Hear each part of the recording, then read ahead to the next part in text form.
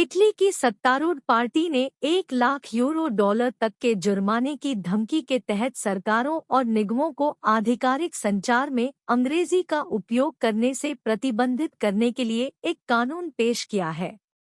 हालांकि बिल आधिकारिक संचार में सभी विदेशी शब्दों के उपयोग पर रोक लगाएगा। प्रस्तावित कानून विशेष रूप से एंग्लोमेनिया के उदय को दबाने में रुचि रखता है और इतालवी भाषा के संरक्षण की मांग करता है। दक्षिणपंथी राष्ट्रवादी ब्रदर्स ऑफ इटली पार्टी द्वारा पेश किए गए बिल के एक मसौदा संस्करण में कहा गया है, यह केवल फैशन की बात नहीं है, जैसा कि फैशन गुजरता है, लेकिन एंग्लोमेनिया है पूरे समाज के लिए असर पड़ता है। इसमें कहा गया है कि अंग्रेजी का प्रसार इतालवी भाषा को नीचा दिखाता है और यूरोप में इसकी लोकप्रियता और भी अधिक विरोधाभासी और नकारात्मक है। अब ब्रिटेन ने यूरोपीय संघ छोड़ दिया है।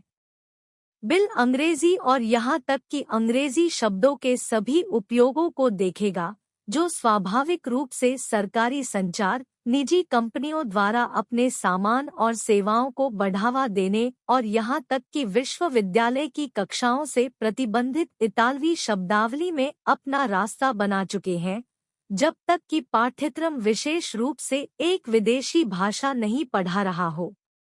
यहाँ तक कि सरकारी कार्यालय और निजी संस्थाएं जो ज्यादातर पर्यटकों और गैर-इतालवी भाषियों से संबंधित हैं, बिल पारित होने पर प्राथमिक भाषा के रूप में इतालवी का उपयोग करने के लिए मजबूर होंगे। प्रस्तावित बिल स्कूलों, मीडिया, वाणिज्य और विज्ञापन में इतालवी भाषा और उसके उच्चारण के सही उपयोग को बढ़ावा देने के उद्देश्य से संस्कृति मंत्रालय के तहत एक नई समिति भी स्थापित करेगा।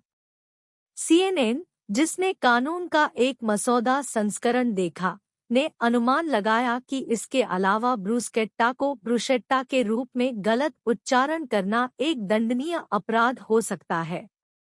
इस विधेयक पर अभी तक बहस नहीं हुई है, जहां इसे कानून बनने के लिए इटली की संसद के दोनों सदनों से अनुमोदन की आवश्यकता होगी, लेकिन कानून में प्रधानमंत्री जियोर्जिया मेलोनी का समर्थन है।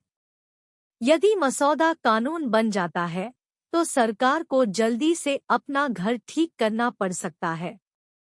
जब उसने पिछले अक्टूबर में कार्यभार संभाला तो उसने उद्योग मंत्री के नाम में मेड इन इटली अंग्रेजी शब्द जोड़ा, जबकि मेलोनी खुद कभी कभार अपने भाषणों में विदेशी शब्दों का इस्तेमाल करती है।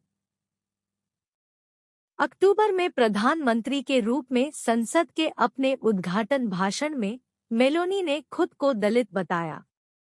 सरकार द्वारा देश की कृषि खाद्य विरासत की रक्षा के लिए प्रयोगशाला उत्पादित भोजन के उपयोग पर प्रतिबंध लगाने, इटली की संस्कृति के एक अन्य महत्वपूर्ण हिस्से के रूप में जो देखती है, उसका बचाव करने के लिए सरकार द्वारा स्थानांतरित किए जाने के कुछ ही दिनों बाद मसौदा बिल आता है।